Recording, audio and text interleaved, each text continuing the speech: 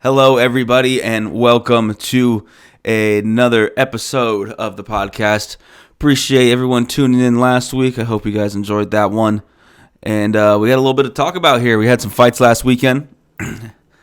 And honestly, pretty good card. Aside from the weird main event, which we'll talk about here in a little bit, I really enjoyed those fights this weekend. Sometimes the Apex cards are so hit and miss. Sometimes they're super boring, and since there's no crowd, even like little moments, there's no excitement, there's no booing either. I mean, there's a little bit of a crowd. If you guys didn't know, by the way, you can get tickets to go to those Apex cards. You can go, but it's like $1,800. But it is possible for you to go. You get like a VIP experience too. I'm pretty sure. I'm not certain. Don't take my word for that. I don't work for the UFC, but yeah, you can actually go to those. That's what the crowd's there for. Anyway, but actually the fights this week were more interesting, I thought, than the ones in Mexico City last weekend. But let's get into it a little bit. We saw one of the most vicious knockouts we have ever seen inside the octagon this weekend. Already a candidate for knockout of the year. Vinicius, I think that's how you say his name, Oliveira defeats Bernardo Sepoya.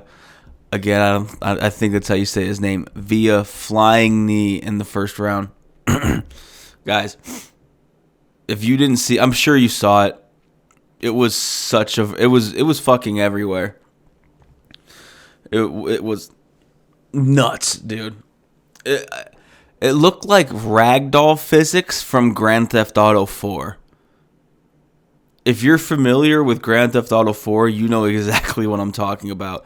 You know what? It looked like ragdoll physics from the new UFC game. You know, have you ever knocked somebody out in like any of the last couple UFC games, and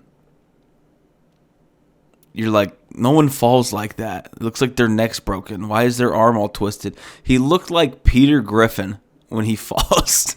It was fucking nuts. I shouldn't be talking shit, but it just looked absolutely insane.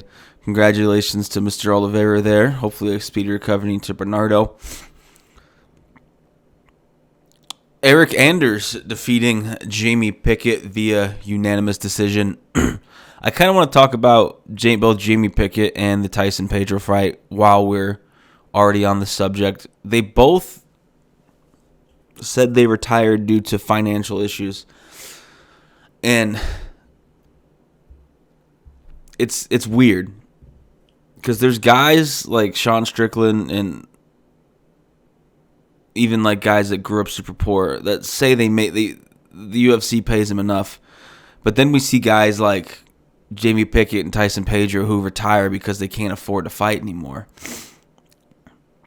And Tyson Pedro, I think this is like it was like his 13th or 14th fight in the UFC, so he's more than likely not making 12-12 like a lot of these guys are.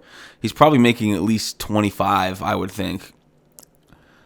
And I know fight camps are expensive. I know so let's say you make 25, you lose the fight. And by the way, I hate how it's not just a flat rate. I hate how there's a win bonus. I don't like that. But that's not up to me, obviously. A little coffee in the morning. Sorry, I'm sick, by the way. But anyway, so you say you make 25 after taxes. Let's do the math, guys. Let's do the math. I'm gonna do the math for the state of Idaho. I think they're independent contractors, so I think they pay the taxes of whatever state they're in. I don't know. I don't know if they have to pay taxes from, let's see, 25.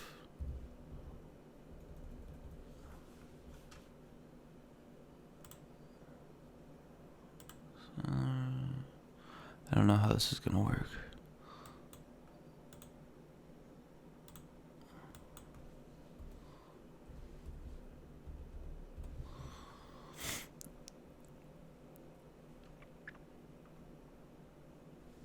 $25,000. I mean, it's only doing semi-monthly, but they're taking an estimated 5% of 25,000. I don't know what the fuck that is. Let's just, for shits and giggles, let's just say they make 19.5. 19.5 after taxes. Then they have to pay their coaches. It's usually 10%. Then they got to pay their managers. It's probably another 5 to 10%.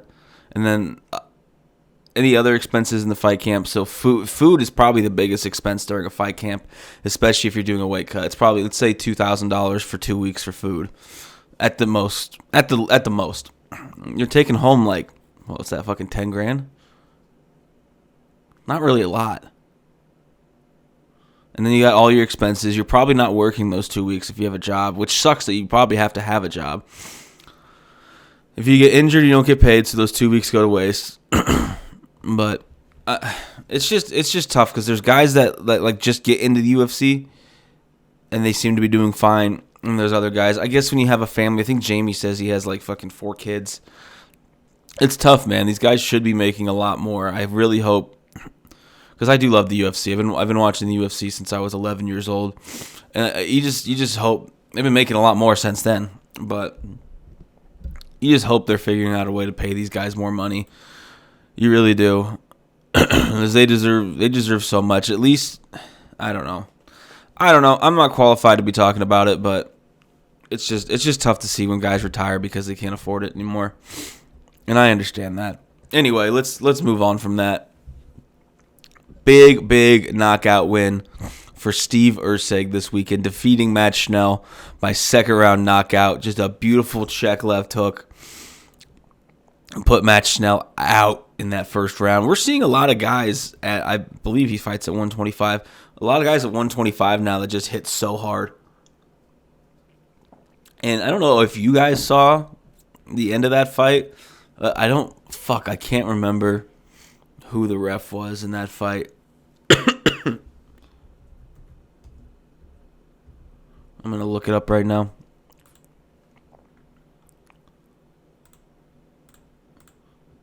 By the way, Steve Erceg's fight name's the best. Astro Boy. If you guys don't know who Astro Boy is, it's fucking Chris Tione. Did you see what the fuck he did? At the end of the fight, he goes over to his coach and he's like talking to Matt Schnell and he's like patting his chest. He's like, I don't know what hurt you more, the punch or you hitting the back of your head on the canvas. And then he like taps the back of his head and he's like, you'll see it on film. Like, bro, what the fuck is that? I don't like it when referees get involved like that. Like, bro, the dude was fucking out cold. He clearly has no idea where he is. And you're going up to him, patting him on the back of the fucking head. And Chris Tione's a pretty decent referee, too. I don't know what the fuck that was. I've never seen a referee fucking do that, especially after a knockout. That was one of the weirdest things I've ever seen. But great performance by Steve Erceg. That dude's a fucking monster. I believe he's undefeated. I think he only has 1 loss on his record. Yeah, undefeated in the UFC. Jesus, he hasn't lost since 2017, his second fight. But yeah, he's now 3-0 in the UFC. With a big knockout win like that should propel him up probably in the top 15, top 10. He might be in the top 15 already. But definitely fight with inside the top 10. And then we had Umar and Nurmagomedov fighting. Jesus, sorry. Begzat Almakhan. That fight was a lot closer than it should have been. I don't know what's up with these Dagestani guys fighting unranked opponents. I know this was I believe this was a relatively short notice fight. I know it's hard for Umar to get fights probably, but he got dropped in that first round. That could have been not a good look for Umar. I would really, and by the way, this Almakhan guy is a fucking monster. He's going to be really good, I think. I think he's going to do real well. It's only his second loss in like fucking 8 years. It's insane. Anyway, Well, he really. Everyone wants to talk about him fighting for the title. And I think more people are talking about Umar fighting for the title instead of Merab. Tell me how that makes any sense. Merab is beating everybody. Beats Piotr. Beats the fuck out of Piotr Jan. Fucking beats the shit out of Henry Cejudo. 2 former champions. Number one contender. By the way, he is weighing in as the backup fighter for this weekend's Bantamweight Championship. So that's good. At least he's got that. So hopefully he should be fighting for the title next. I think he beats everybody, even including Umar. But I would love to see, if he doesn't get a title shot next, I would love to see him put him against Merab and see what happens, because I don't think that's going to go well at all. But yeah, that fight was way closer than it should have been. And that's really all I have to say about that. And then Muhammad Mokaev defeating Alex Perez via decision.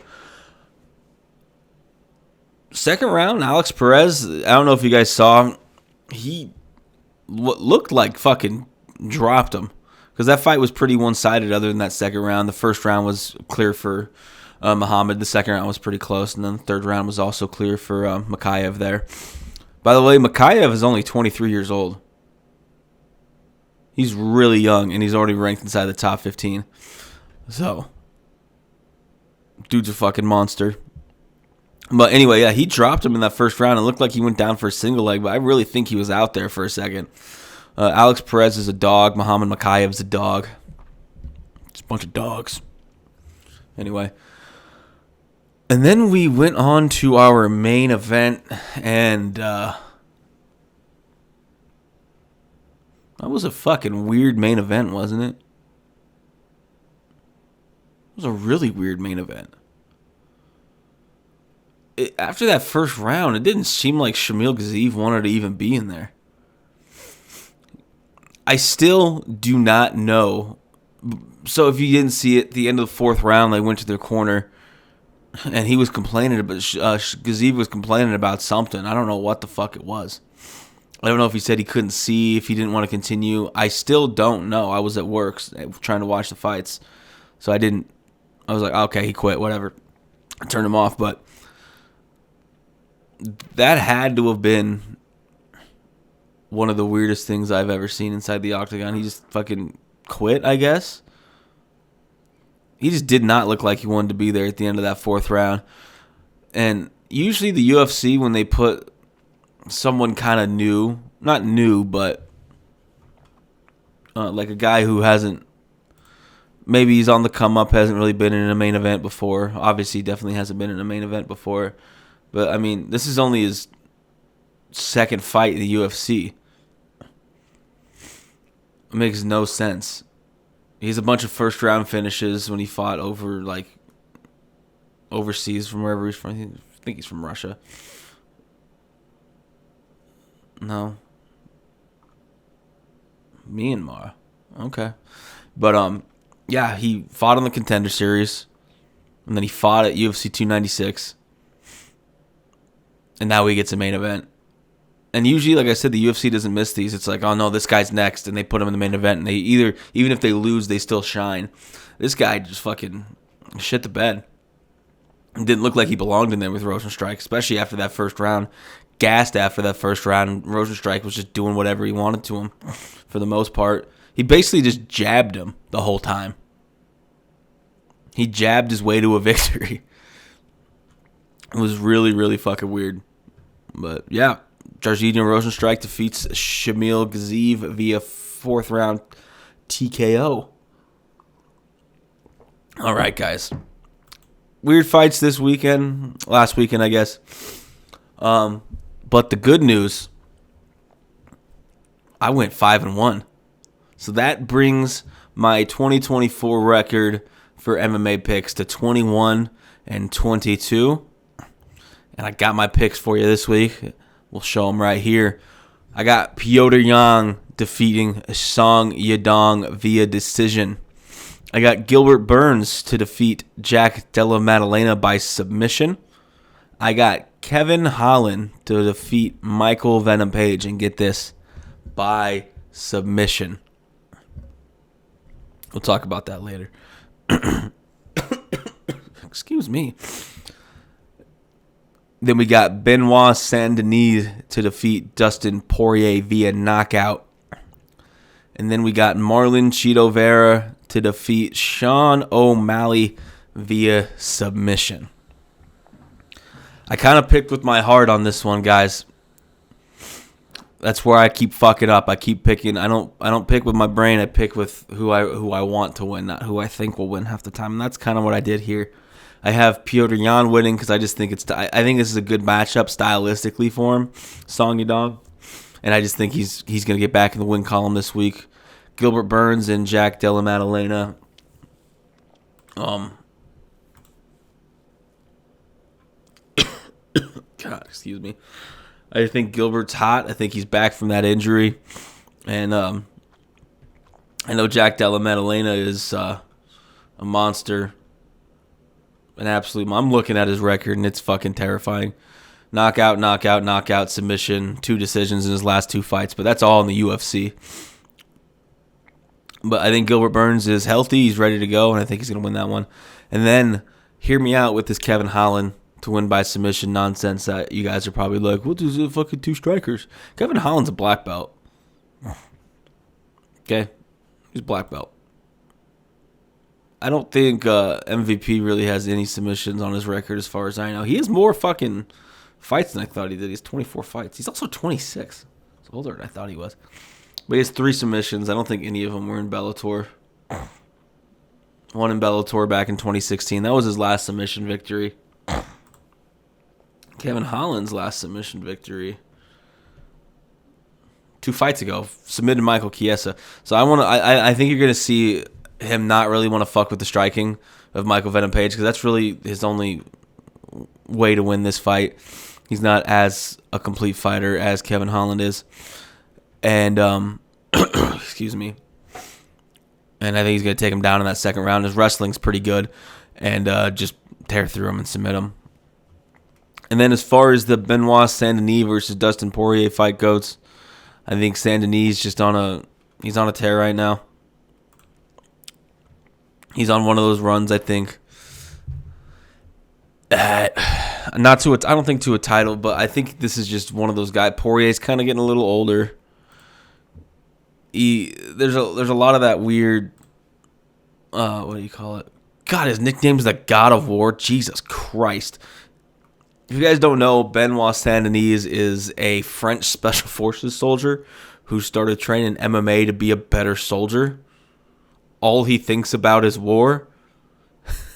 At the end of his last fight, he was like, "Thank you. You would help us in World War II. You save our ass." And it's like, Jesus Christ, he's thinking about the war. Dude's just a monster. He's only 28 years old too. I thought he'd be a little bit older than that. But he only has 1 loss on his record by decision. Never been finished. He's got a fucking 9 submissions, 400% finish rate. And it just seems like one of those fights to where Poirier there was all that weird stuff to where he didn't accept, like there was like the fight fell out and he's like, I'm out. And then like 4 hours later, they're like, oh, I'm just kidding. So he probably wanted more money. Because this is a tough fight. It doesn't seem like Poirier wanted this fight, but it seems like it was the only fight they were offering. One of those weird situations. That's why I have Saint-Denis winning. It just feels right. It feels right. It feels like it's going to win. And then as far as the Chito Vera versus Sean O'Malley fight goes, I went back and watched that first fight. And I know Sean has always been like, oh, I was piecing him up, this and that, blah, blah, blah. And to be fair, for the first minute and a half, maybe 2 minutes, it kind of was. And then Cheeto starts to find his range, starts landing a bunch of kicks, starts pushing Sean back, lands a couple of head kicks, nothing flush, but starts finding that range. And then he lands that kick that deadens the nerve of Sean O'Malley. And then he really starts moving in. And one reason I have him winning by submission is because obviously Cheeto's a very, very high-level black belt. When they went to the ground, and I know Sean's foot was fucked up. Sean didn't do anything. he just kind of sat there in like an open guard and just was barely even blocking punches. If he wanted to, Cheeto could probably take him down and just slice through him. And I know that fight was like 3 or 4 years ago, so Sean's obviously gotten a lot better. But that's what looks like it easily happened. He could have easily passed his guard.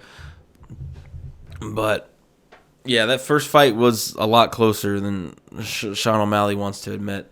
But that's my picks for UFC 299. And that is it for me this week. I will be back. We'll start releasing an episode every Friday as well. I'll be breaking down the whole card for UFC 299. But that's going to do it for me for this episode. I appreciate you guys tuning in, and we'll see you next week.